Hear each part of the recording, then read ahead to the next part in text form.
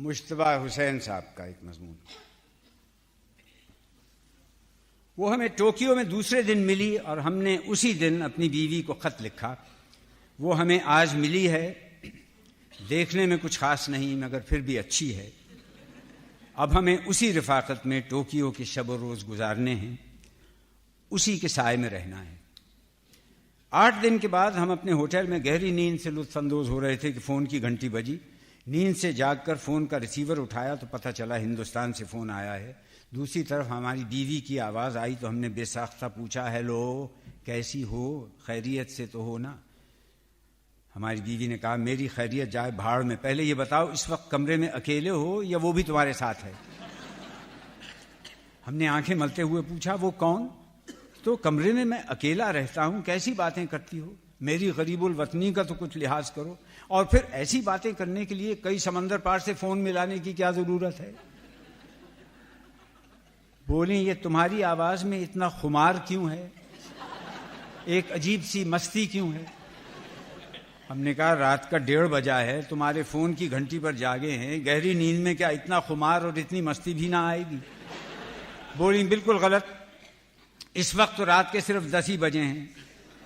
ہم نے بات کاٹ کر کہا, ٹھیک ہے ہندوستان میں 10 بجے ہوں گے مگر یہاں تو رات کا 1:30-2 بجا ہے. بولی, مجھے معلوم ہے کہ اب تمہارا وقت اور میرا وقت کبھی نہیں ملے گا. مجھے پہلے ہی شبہ تھا, تمہارے لہجے کی سرشاری بتا رہی ہے کہ وہ چنڈال اب بھی تمہارے کمرے میں موجود ہے. ہم نے غصے سے کہا, یہ کیا مذاق ہے, تم کس چنڈال کا ذکر کر رہی ہو؟ جاپان میں کوئی چنڈال ونڈال نہیں رہتی. بولیں, اب تو تم ادھر ہی کے گن گاؤ گے, اسی لیے تو میں تمہارے جاپان جانے کی مخالف تھی. سچ بتاؤ وہ کون ہے جس کے بارے میں تم نے خود اپنے خط میں لکھا ہے کہ وہ تمہیں ٹوکیو میں دوسرے ہی دن مل گئی تھی, دیکھنے میں خاصی نہیں, کچھ اچھی نہیں مگر پھر بھی ٹھیک ہے, اور یہ کہ اب تمہیں اسی کی رفاقت میں ٹوکیو کے شب و روز گزارنے ہیں؟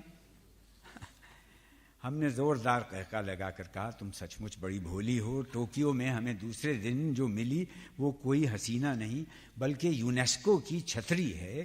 شاید ہم چھتری لکھنا بھول گئے ہوں گے اور تم نے اس کا رشتہ عورت سے جوڑ لیا. پوچھا, اچھا تو یہ چھتری ہے؟ ہم نے کہا, اور کیا؟ پوچھا, اچھا یہ بتاؤ چھتری شادی شدہ ہے یا غیر شادی شدہ؟ ہم نے کہا, بھلا چھتریوں کی بھی شادی ہوتی ہے؟ بولی, اس کا مطلب یہ ہوا کہ شادی شدہ نہیں ہے. یہ بتاؤ عمر کیا ہے؟ ہم نے کہا, بڑی پرانی چھتری ہے, اس سے پہلے بھی کئی لوگ اسے استعمال کر چکے ہیں. بولی, ہے کچھ تو اپنی عمر کا لحاظ کرو. مرد کی ذات ہی ایسی ہوتی ہے, رسی جل جاتی ہے پر بل نہیں جاتا. پھر اپنے لہجے میں غمگینی اور رقت طاری کرتے ہوئے بولی, خدا کے لیے راہ راست پر آ جاؤ, تمہاری اولاد اب شادی کے قابل ہو رہی ہے اور تمہیں اب بھی نئی نئی چھتریوں کی تلاش ہے. ہم نے کہا, تمہارا الزام بالکل غلط ہے, یہاں ایسا کوئی سلسلہ نہیں. میں نے اپنے خط میں جس کا ذکر کیا وہ سچ مچ چھتری ہے. کہو تو تمہارے سر کی قسم کھاتا ہوں جسے میں نے ہمیشہ عزیز رکھا ہے. بولی, اچھا تو تم میرے سر کی عزت کرتے ہو, تبھی تو میرے سر پر ایک نئی چھتری لا رہے ہو. یہ کہہ کر ہماری بیوی نے دھڑ سے فون رکھ دیا اور ہندوستان سے تھوڑی دیر کے لیے اچانک جو ہمارا رشتہ قائم ہوا تھا وہ ٹوٹ گیا. نیند کوسوں دور بھاگ گئی. ہمیں ہندوستان چھوڑے ہوئے 11 دن ہو گئے تھے. کوفت ہو رہی تھی کہ یونیسکو کی چھتری نے خامخواہ گڑبڑ کر دی, ورنہ ہمیں اپنی بیوی سے کتنی اہم اور ضروری باتیں کرنی تھی. وطن کا حال پوچھنا تھا, یہ جاننا تھا کہ ہمارے بغیر ہندوستان کیسا لگ رہا ہے, کیا یہ اب بھی ترقی کر رہا ہے, ہمارے پیچھے سورج وقت پر طلوع ہو رہا ہے یا نہیں, ہمارے بغیر کہیں چاند کی روشنی مان تو نہیں پڑ گئی. ان ضروری باتوں کے علاوہ کچھ غیر ضروری باتیں بھی پوچھنا تھیں. مثلا ہمارے نکلتے وقت پکوان کی گیس ختم ہو گئی تھی, وہ آئی یا نہیں آئی, بجلی کٹنے والی تھی, کٹی یا نہیں کٹی. ایسی کئی باتیں تھیں مگر یونیسکو کی چھتری نے ٹانگ اڑا دی. بیوی پہ سخت غصہ بھی آیا کہ محترمہ کی اولاد شادی کے قابل ہو گئی ہے لیکن اب تک ہم پر شک کرنے کی عادت نہیں گئی. عورت کی ذات ہی ایسی ہوتی ہے. اصل غصہ تو اس بات پر تھا کہ اس ٹرنک کال پر کم از کم 300-350 روپے کا خرچ آئے گا جو بالآخر ہماری جیب سے ادا ہوگا.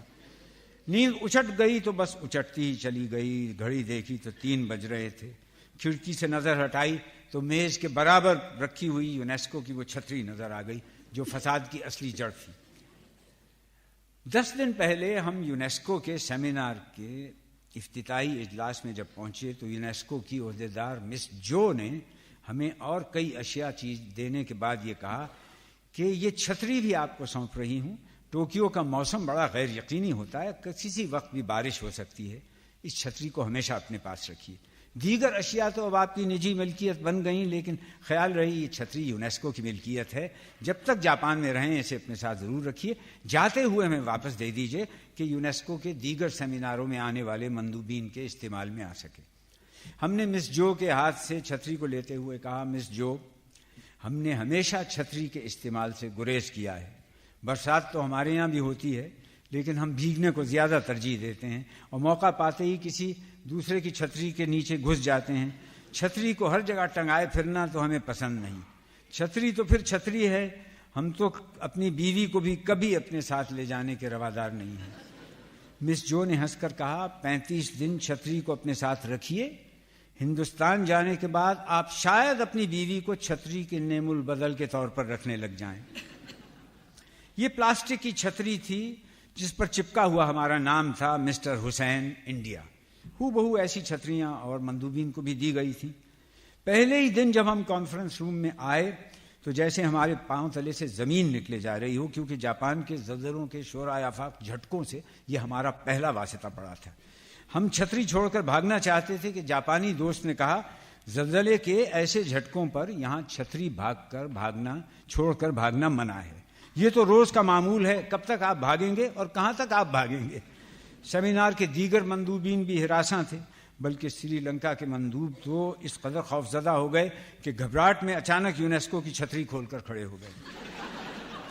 صاحبو, جاپان کو ہم ذرا اطمینان کے ساتھ دیکھنا چاہتے تھے, لیکن ہماری یہ خواہش محض اس لیے پوری نہ ہوئی کہ یونیسکو کی چھتری ہمارے ساتھ تھی. محض اس چھتری کی خاطر ہمیں ایک ہی مقام کو 2 مرتبہ دیکھنا پڑتا تھا.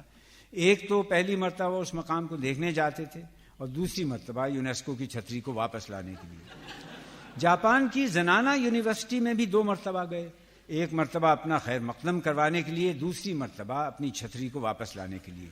اگرچہ تھائی لینڈ کی مندوب مس پرینیا کا خیال تھا کہ ہم جان بوجھ کر زنانہ یونیورسٹی میں اپنی چھتری بھول آئے تھے تاکہ وہاں ایک بار اور جانے کا بہانہ مل سکے. ان کا کہنا تھا کہ ہماری بھول بڑی سوچی سمجھی ہوتی ہے. خیر, خلقت کی زبان کو کون روک سکتا ہے, اور دنیا نے کب کسی کا بھلا چاہا ہے. تاہم ہم اتنا جانتے ہیں کہ زنانہ یونیورسٹی سے بھولی ہوئی چھتری کو واپس لانے کے لیے ہم جس قدر خوشی گئے تھے, کہیں اور کسی جگہ نہیں گئے, بلکہ دوسری مرتبہ بھی اس چھتری کو وہیں چھوڑے آ رہے تھے. برا ہو یونیورسٹی کے عہدیدار کا کہ ہمارے دبے پاؤں واپس جاتے وقت پکار کر کہنے لگیں, مسٹر حسین, آپ جس چھتری کو لینے آئے ہیں اسے پھر بھولے جا رہے ہیں. ہم نے بعد نخواستہ عہدیدار کا شکریہ ادا کیا اور راستہ بھر ان کے تیز حافظے کو کوستے آئے. اس چھتری کو ہم کہاں کہاں بھولے اس کا حساب بتانا دشوار ہے. ہم اسے لے کے یوکوہاما گئے, اومیا گئے, نارا گئے, ٹوکیو گئے, کیوٹو گئے, ہر جگہ اسے بھولے, مگر پھر بھی یہ ہمیں واپس مل جاتی. ایک دفعہ کیوٹو میں ہالیڈے ان میں یہ چھتری رہ گئی. بھاگم بھاگ واپس گئے تو دیکھا کہ کمرے پر ایک نوجوان جوڑے کا قبضہ ہے. نوجوانوں کی سرگرمیوں میں خلل ڈال کر ہم نے اپنی چھتری واپس حاصل کی تو اس لطیفے کی صداقت پر ایمان لانا پڑا کہ ایک بزرگ ہماری طرح اپنی چھتری ہالیڈے ان کی ایک کمرے میں بھول کر چلے آئے تھے. چھتری کو واپس حاصل کرنے جب گئے تو دیکھا کہ ایک ہنی مون منانے کے لیے نوجوان جوڑا اس کمرے پہ قبضہ کیے ہے. چونکہ ہم سے زیادہ سمجھدار تھے اس لیے کمرے کے دروازے پر کان رکھ کر اندازہ لگانے لگے کہ دیکھیں اندر کیا ڈرامہ ہو رہا ہے. اس وقت لڑکا لڑکی سے پوچھ رہا تھا, ڈارلنگ یہ گھنیری زلفیں کس کی ہیں؟ لڑکی بولی, تمہاری ہیں. اور یہ ہرنی جیسی آنکھیں کس کی ہیں؟ اس نے کہا یہ تمہاری ہیں. اور یہ موتی جیسے دانت؟ لڑکی بولی یہ بھی تمہارے ہیں. یہ مکالمہ سن کر بڑے میاں پریشان ہو گئے, چیخ کر کہا, میاں برخوردار, جب معاملہ چھتری تک پہنچے تو خیال رہے یہ میری ہے, تمہاری نہیں.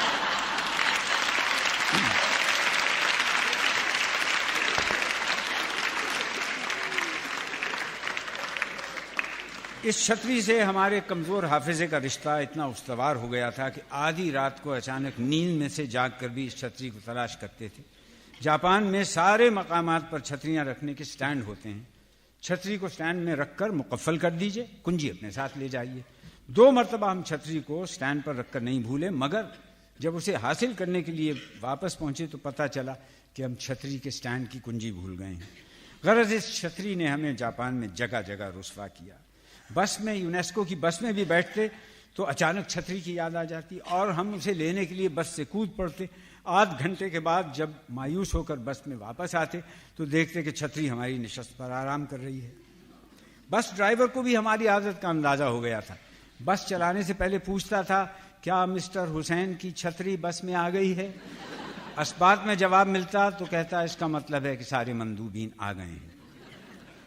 عوام الناس کی اطلاع کے لیے ہم عرض کرتے چلیں کہ جاپان میں قیام کے دوران میں صرف 2 منٹ کے لیے ہمیں اس چھتری کو استعمال کرنے کا موقع ملا۔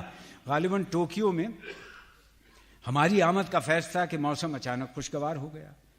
خیر، ہم جاپانیوں پہ یہ راز فاش نہیں کرنا چاہتے تھے کہ موسم کی خوشگواری ہماری دین ہے، ورنہ وہ ہمیں وہیں روک لیتے۔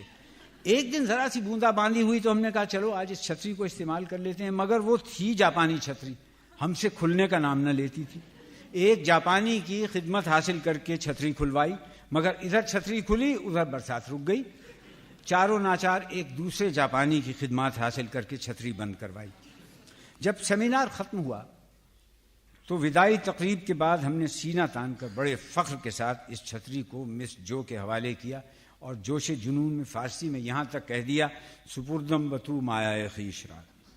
مس جو نے ہنس کر کہا، مسٹر حسین، اب تو آپ ہندوستان جا کر اپنی بیوی کو بھی اسی طرح ساتھ رکھیں گے جس طرح یہاں چھتری رکھا کرتے تھے؟ ہم نے کہا، مس جو، اس چھتری کی وجہ سے اب تو ہمیں سچ مچ کسی کو ساتھ رکھنے کی عادت ہو گئی ہے۔ ہم تو کہتے ہیں کہ اس چھتری نے جاپان میں ہمیں اپنی بیوی کی عدم موجودگی کا احساس نہ ہونے دیا۔ یہ اب چھتری نہیں رہی، سچ مچ ہماری بیوی بن گئی ہے۔ ذرا دیکھیے تو صحیح، ہم نے اسے کتنا استعمال کیا، 35 دن میں صرف ایک بار۔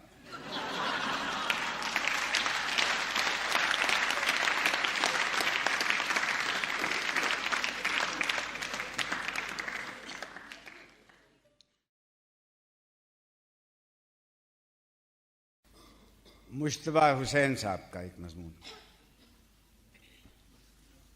وہ ہمیں ٹوکیو میں دوسرے دن ملی اور ہم نے اسی دن اپنی بیوی کو خط لکھا